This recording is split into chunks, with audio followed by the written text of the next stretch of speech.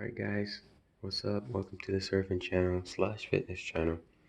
How do you know if you're ready for a shortboard? 6655. I can't even write that.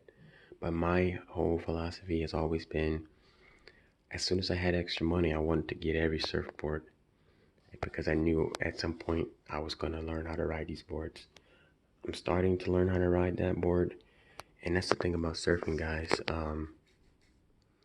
Once you learn how to surf, you will now have the skill to to be able to ride any surfboard, but you still have to learn how to ride a surfboard. So basically what I'm saying is I started off with the 9 foot next to the wall, and then I worked smaller to an 8 foot, and then a 7 foot. The best thing I could ever do in surfing besides take 4 surf lessons. I took one a week for a month in the month of May 2019. I had already dabbled and practiced surfing, but I could never learn how to stand up. I just couldn't. I didn't know how to place my hands and do the right technique. And I'll be talking and making a bunch of series of pop-up series over here. I don't want to show you how messy my apartment is right now. But I bought this stability ball. And then over here, I bought these balance things. I'll show you in a second. I saw these little pieces of equipment are helping me with my balance. And right here in my apartment, I can practice surfing even though I'm out at the beach. And fitness definitely will help you with surfing, but you have to work out in a way that will help you. So let's say you're a power lifter. Being a power lifter is not probably going to help you with surfing because, yeah, you are crazy strong, but you don't need to be crazy strong to be a surfer. But the fact that you're in shape, that can help you. So it's not about a certain type of workout. It's about just being in shape. And if powerlifting's your thing, CrossFit, yoga, bodyweight exercises, running, any kind of fitness can help your surfing. But the best fitness is surfing fitness. That means surfing on the right size surfboard as a beginner, the right size surfboard, which should be a 9 foot or 8 foot. It all depends on your body size. If you're a bigger size girl or guy, like me, I weigh over 200 pounds, so 9 foot's better. But if you're super short, even though you're a beginner, you might be able to get away with an 8 foot or a 7 foot, which I had in between here, which is not here. But just imagine 9, 8, 7, which is still taller than that, and then 6, 6. That's a 6, 6, and then I have a 6-0. So I knew that I wasn't gonna quit surfing. I knew it was gonna be something that I was gonna stick with. So I bought every size so that I can get better because as I got better with the 9 foot and then the 8 foot and then the 7 foot, I'd always rent the next board smaller so I can get experience. I knew I wasn't ready to surf the next board, but I just wanted to get that experience. And so I said, you know what? Let me stop wasting money and just buy all the boards that I like, and then I already have them because renting a surfboard can cost you 20 to 30 bucks. And me, I was renting boards like, a couple times a week, every other couple weeks. And I said, well, if I rent a surfboard 20 times or at least 10 times, I basically bought a soft top. So why not just build my own? It's called a surfboard quiver, like arrows, like, the arrow quiver, shooting an arrow. I don't know why they call it that, but it's called a surfboard quiver. So I said, buy my own surfboards. So now instead of wasting money, now I take ownership, I take passion, I take pride in my sport, my hobby, and now I have every board I need. And as you get better at surfing, you start to realize what you like, what you don't like. So when I first started surfing, I was like, I just want to ride the smaller board. But as I got better at surfing, I realized I like all surfboards. I like beginner surfboards. I like longboards. I like soft tops. I like shortboards. So you're not going to know what you like or don't like until you get more experience. But as a beginner, you definitely need to start with a 9 foot or 8 foot. The 9 foot was so hard that I actually had to rent a 10 foot just to get better so that I can catch it, so I can understand how to do the 9 foot. I'm not saying that's what you have to do. That's just what I needed to do. So I actually learned how to ride a 10 foot, a 9 foot, and an 8 foot. And I went to a store called a surf shop called Wave Riding Vehicles, and they didn't have the 10-foot anymore. And I was so pissed off. I was like, man, I need that 10-foot. It's helping me. And then I just had to suck it up and really learn that 9-foot. And I'm happy to say I can ride every surfboard now. It is the best feeling in the world once you know how to ride the surfboard that you want to ride, and you get to the skill level where you're like, yeah, you just know what you know, what you're doing.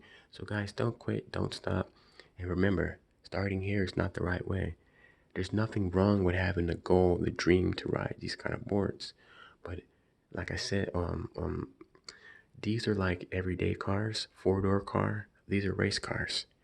And I don't know, I don't care what country you're from, what language you speak.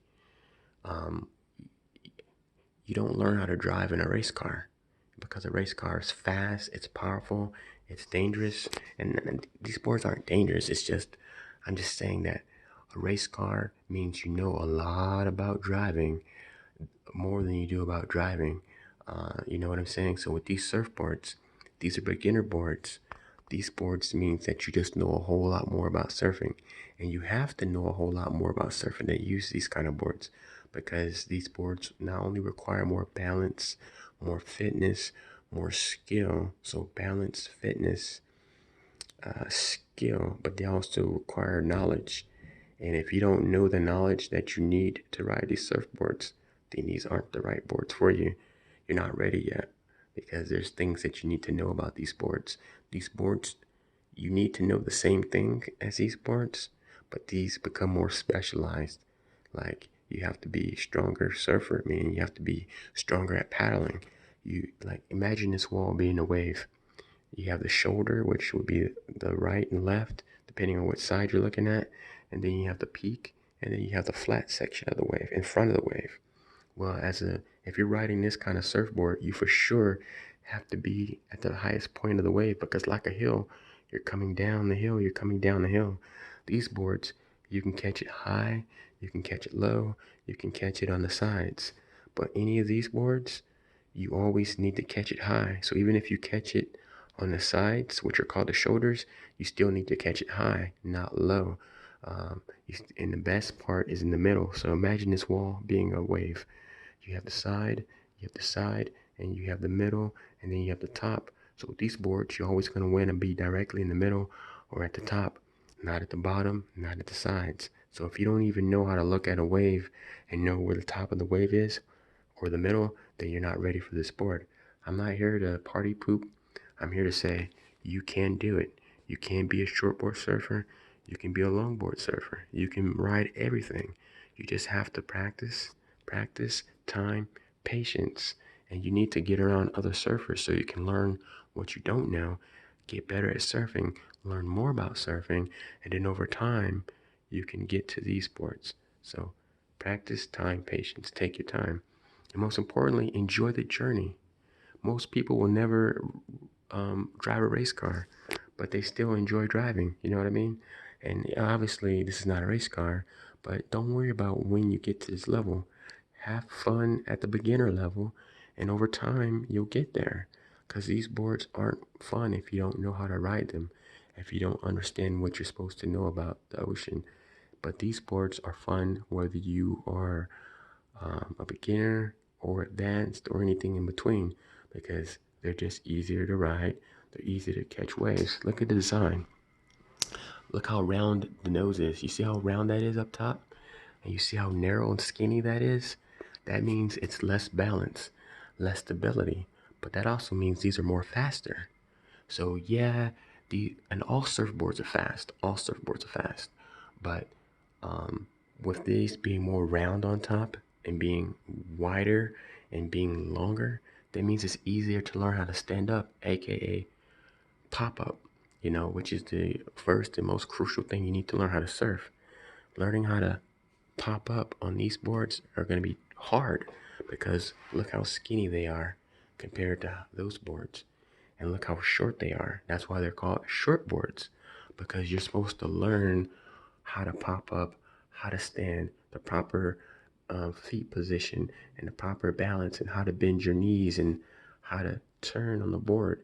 You need to learn all those basics, and how to paddle. If you don't know how to bend your knees, stand properly on your surfboard, spread your arms for turning, and look where you're going and know where you're going and how to push down on the board and, let me see, pop up.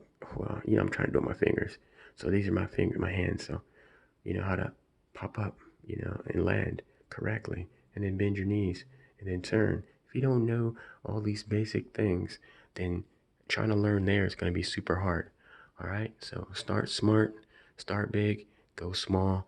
You'll know when you're ready to move to a smaller surfboard when these are super easy and you're super comfortable and you're super confident and you're doing all the stuff. You can turn the board, you can bend your knees, you can paddle, you can say, I want to go there, and you can move the board over there, and I want to go there, and and you move the board there. When you're able to do those things and beyond, and a few extra things, then you'll be ready. And that's why it's good to talk to your local surf shop, get a surf lesson, because they can help you get there faster. All right, guys, hope this helps. I didn't want the video to be about me.